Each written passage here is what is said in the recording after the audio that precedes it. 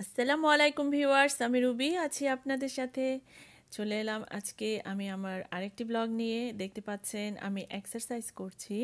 আজকে আমি physical therapy নিয়ে এবং ফিজিক্যাল যে এক্সারসাইজগুলো আমরা করে ফেলতে পারি বাসায় বসে সেগুলোই একটু বলবো আপনাদেরকে।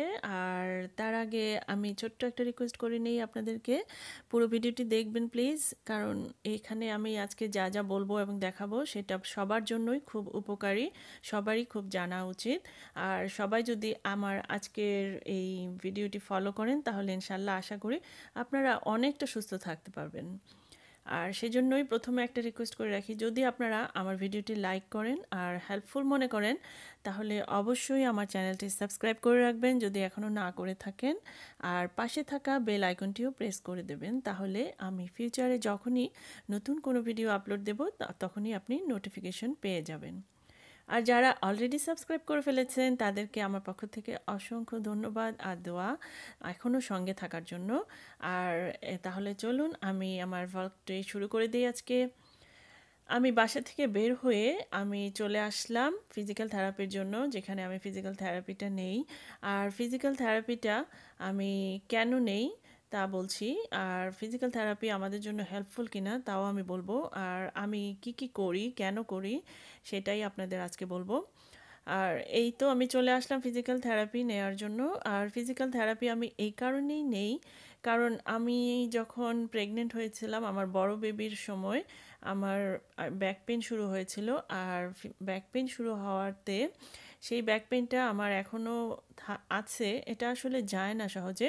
তবে ফিজিক্যাল থেরাপি অনেক হেল্প করে আর আমার ব্যাক পেনটা একটু কমিয়ে রাখে আর অনেকটা ভালো ফিল করি, যার জন্য আমি কিন্তু ফিজিক্যাল থেরাপির উপরেই আছি, সবসময় কন্টিনিউ একটু একটু করেই যাই। আর কিছুদিন গ্যাপ দিলে আবার দেখা যায় স্টার্ট করি, কারণ ফিজিক্যাল থেরাপি নিলে দেখা যায় পেইনটা একটু কম থাকে।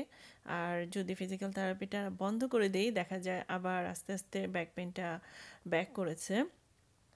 আর যেহেতু আমি প্রেগনেন্সির সময় এই পেইনটা শুরু হয়েছে, এটা আসলে পুরোপুরি চলে যাবে না।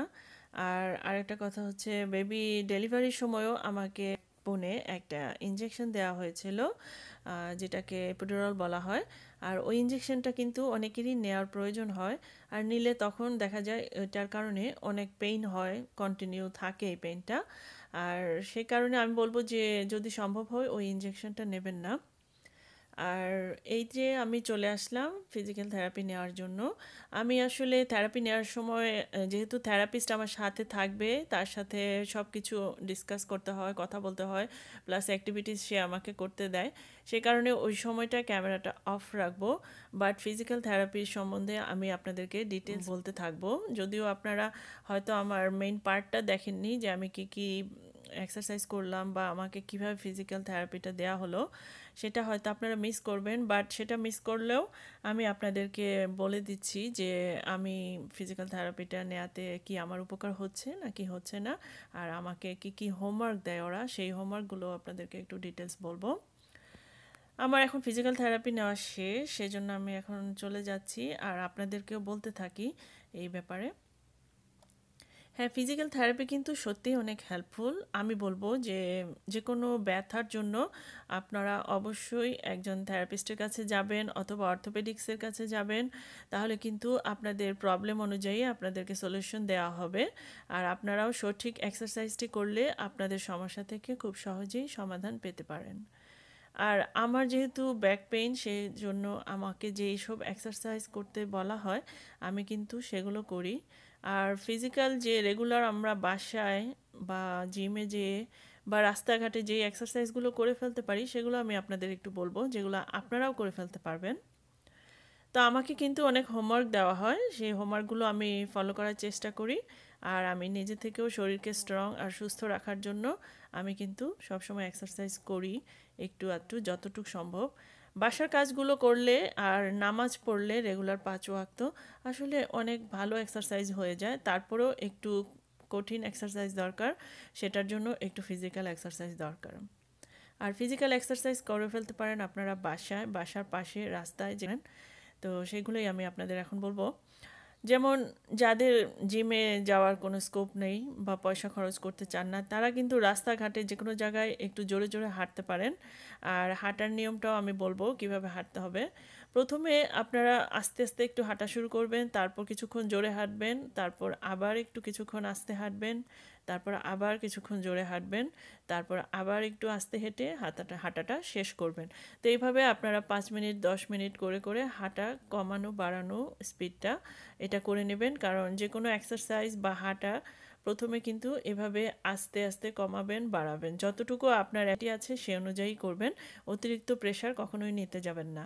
আর অবশ্যই থেরাপিস্টের কাছে একটু যাবেন আর কথা বলে নেবেন। এটা আমাকে হোমওয়ার্ক দিয়ে দিয়েছে, আমি আপনাদের জন্য দুটো পিকচার দিয়ে দিলাম, ফ্রন্ট সাইড এবং ব্যাক সাইড। আর তাহলে আপনারা স্ক্রিনশট নিয়ে নেবেন যদি আপনারা এটা ফলো করতে চান, কেউ যদি মনে করেন যে এভাবে ট্রাই করতে চান। আর অবশ্যই আপনারা থেরাপিস্টের সাথে একটু কথা বলে নেবেন আপনাদের প্রবলেমের সাথে, আপনারা কি এক্সারসাইজ করতে পারেন। আর আমার জন্য আমাকে এই এক্সারসাইজগুলো দিয়েছে যেগুলো আমার হাঁটু প্লাস কোমর দুটোর জন্যই হেল্পফুল, আর আমার মাসেলগুলোকে শক্ত করবে, সেই জন্য আমাকে এই এক্সারসাইজ দিয়েছে। আমাকে বলেছে হাঁটতে আর যে সাইকেলিং অথবা সুইমিং এই ধরনের এক্সারসাইজ করতে, যেগুলোকে বলা হয় অ্যারোবিক এক্সারসাইজ। আর উইকলি 3 ডেজ আমাকে করতে বলেছে।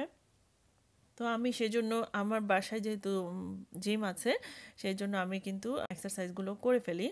আর যেগুলো বাসায় বসে আমার করা যায় সেগুলো হচ্ছে এইখানে দেখতে পাচ্ছেন, এই ধরনের ব্রিজ এক্সারসাইজগুলো কিন্তু মাসেলগুলোকে অনেক স্ট্রং করে। তাহলে আপনাদের মাসেলগুলো যখন স্ট্রং হবে আস্তে আস্তে আপনার বডির স্ট্রেংথ বাড়বে এবং ব্যাক বোনেরও স্ট্রেংথটা বাড়বে, তখন কিন্তু পেইনগুলো আস্তে আস্তে কম হবে আর আপনারা একটু ভালো থাকবেন। আর এই ধরনের এক্সারসাইজ এই যে যেটা দেখতে পাচ্ছেন স্ট্রেচিং, এই স্ট্রেচিংগুলো কিন্তু আমাদের মাসলগুলোকে স্ট্রেচ করবে, তখন আমাদের শরীরের যে ব্যথাগুলো সেগুলো আস্তে আস্তে চলে যাবে। আর এইখানে নিচে দেখতে পাচ্ছেন যে কিভাবে আমরা ভারী জিনিসটা উঠাবো সেটা আমাকে বলে দিয়েছে, যে যখনই কোনো একটা ভারী জিনিস আমরা উঠাবো অথবা নিচের থেকে ফ্লোর থেকে কোনো জিনিস পিক আপ করবো, তখন কিভাবে করব, আমরা আমাদের হাঁটুটাকে একটু ব্যান্ড করব, ব্যান্ড করে তারপর সেই জিনিসটা উঠাবো। তাহলে আমাদের ব্যাকবোন প্লাস হাঁটু সবসময় ভালো থাকবে। আর যদি আমরা স্ট্রেট রাখি আর কোনো একটা জিনিস উঠানোর চেষ্টা করি, সেটা কিন্তু আমাদের বোনের জন্য অথবা ব্যাকবোনের জন্য ক্ষতিকর। আর এই ধরনের সিম্পল স্টেপগুলো কিন্তু আমরা আমাদের দৈনন্দিন জীবনে প্র্যাকটিস করে ফেলতে পারি সবসময় মনে রাখলে, আর এভাবে চললে কিন্তু আমাদের অনেক হেল্প হবে। তো আশা করি আপনাদের এটা হেল্পফুল হবে। এখন আমি চলে আসলাম জিমে, আমার বাসার পাশেই জিমটা, আমার অ্যাপার্টমেন্ট কমপ্লেক্সেই। আগে আপনাদের দেখিয়েছি একটা ভ্লগে। আর এখানে এসে আমি সপ্তাহে 2-3 দিন ব্যায়াম করি। আর সিম্পল ব্যায়াম যেগুলো আপনারা কিন্তু জিমে না গেলেও বাসায় করে ফেলতে পারবেন। যদি আপনাদের হাঁটার জায়গা থাকে, বাসার কাছে পার্ক থাকে, রাস্তা থাকে, হাঁটবেন যতটুকু সম্ভব। আসলে আমরা কেউই কষ্ট করতে চাই না, কিন্তু এরকম একটু কষ্ট করলে সেটা কিন্তু আমাদের শরীরের জন্য অনেক উপকার। আমরা সুস্থ থাকতে পারবো, ভালো থাকতে পারবো। আলহামদুলিল্লাহ আমার কিন্তু তেমন কোনো অসুখ বিসুখ নাই যেটার জন্য কন্টিনিউ ওষুধ খেতে হয়। আর আশা করি আপনারাও যদি এভাবে একটু সুস্থ থাকার জন্য কষ্ট করে এক্সারসাইজগুলো রেগুলার করেন, তাহলে কিন্তু আপনারাও সুস্থ থাকবেন। এভাবে হাঁটবেন আপনারা। আর হাঁটাটা তো আমি বলেছি কমাবেন বাড়াবেন, তা আমি ওইভাবে হাঁটাটা কমাই বাড়াই। আর যদি পারেন তাহলে এভাবে দৌড়াবেন একটু। দৌড়ালে কিন্তু স্বাস্থ্যের জন্য পুরো শরীরেরই ব্যায়াম হয়, তখন পুরো শরীরেরই এক ভালো একটা এক্সারসাইজ হয়ে যায়।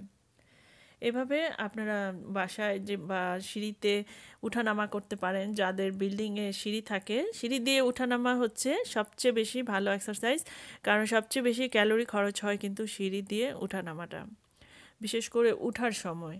সেজন্য আপনারা এই জাতীয় এক্সারসাইজগুলো বাসায় করে ফেলবেন, কিন্তু বারবার সিঁড়ি দিয়ে কয়েকবার উঠানামা করলে খুব ভালো এক্সারসাইজ হয়ে যায়। আর আপনারা খেয়াল করবেন শরীরটা যেন ঘামে, আপনার ব্রিদিং যেন ফাস্ট হয়, আপনি যেন টায়ার্ড ফিল করেন, তাহলেই কিন্তু বুঝতে পারবেন যে আপনার ভালো এক্সারসাইজ হয়েছে। এভাবে প্রথমে যখন স্টার্ট করবেন তখন প্রথম দিন কিন্তু 10-15 মিনিট করবেন, তারপর দিন 20 মিনিট, তারপর দিন 30 মিনিট। তারপর দিন 45 মিনিট, এভাবে সময়টা বাড়িয়ে নেবেন। একবারে হঠাৎ করে খুব বেশি করবেন না, আবার একদিন করে 5 দিন 1 সপ্তাহ বন্ধ রাখবেন না বা লং টাইম বন্ধ রাখবেন না, তাহলে কিন্তু সেটা শরীরের জন্য ক্ষতিকর। আর এক্সারসাইজ রেগুলার করার চেষ্টা করবেন, যেভাবেই হোক যখনই সময় একটা করে নেবেন। আর আপনি যখন মাইন্ড সেট আপ করবেন একটা গোল অ্যাকমপ্লিশ করার জন্য, যে কোনো ধরনের গোলই, সেটা এক্সারসাইজ হোক আর যে কোনো কিছুই, আপনার মনকে শক্ত করলে আপনি কিন্তু সেটা করে ফেলতে পারবেন। আর আপনি যখন মাইন্ডকে সেট আপ করবেন যে হ্যাঁ আমি এক্সারসাইজ করব আমার শরীরকে সুস্থ রাখার জন্য, মনটা প্রফুল্ল থাকার জন্য, আমার জন্য, নিজের জন্য এবং আমার আশেপাশের সবার জন্য, আপনি যখন সুস্থ থাকবেন, আপনি যখন ভালো থাকবেন, তখন আশেপাশের মানুষগুলোও কিন্তু আপনার জন্য ভালো থাকবে। আপনিও চেষ্টা করবেন অন্যরাও যেন ভালো থাকে। তো এই কারণে সবাই এক্সারসাইজের গুরুত্বটা একটু বুঝে দেখবেন যেন আপনারা এটা করে ফেলতে পারেন। আর বাসায় বসেও আপনারা লাইট এক্সারসাইজগুলো করতে পারেন, যেগুলো কিন্তু আসলে অনেক উপকারী। আর যে কোনো ধরনের এক্সারসাইজ করা যাবে না, সেটা অবশ্যই আপনার শরীরের ক্ষমতা অনুযায়ী করতে হবে, আপনার ক্যাপাসিটি অনুযায়ী। আর যে কোনো শারীরিক প্রবলেম থাকলে বা ব্যাকবোনে প্রবলেম থাকলে, হাঁটুতে, পায়ে বা মাসেলে কোথাও কোনো প্রবলেম থাকলে আপনারা না জেনে কোনো এক্সারসাইজ করবেন না। অবশ্যই একটু থেরাপিস্টের সাথে আলাপ করবেন, তারপর ওনারা যে ধরনের এক্সারসাইজ করতে বলবে সে ধরনের এক্সারসাইজগুলোই আপনারা করবেন। আর থেরাপি কিন্তু অবশ্যই আমি বলবো যে হেল্পফুল। অনেক ধরনের প্যারালাইসিস পেশেন্টও কিন্তু সুস্থ হয়ে যায়। সে কারণে থেরাপি আপনারা কখনো মিস করবেন না, যেভাবেই সম্ভব হোক থেরাপিটা নেওয়ার চেষ্টা করবেন। আর আমার একজন ভিউয়ার্স আন্টি, উনি আসলে একটু অসুস্থ।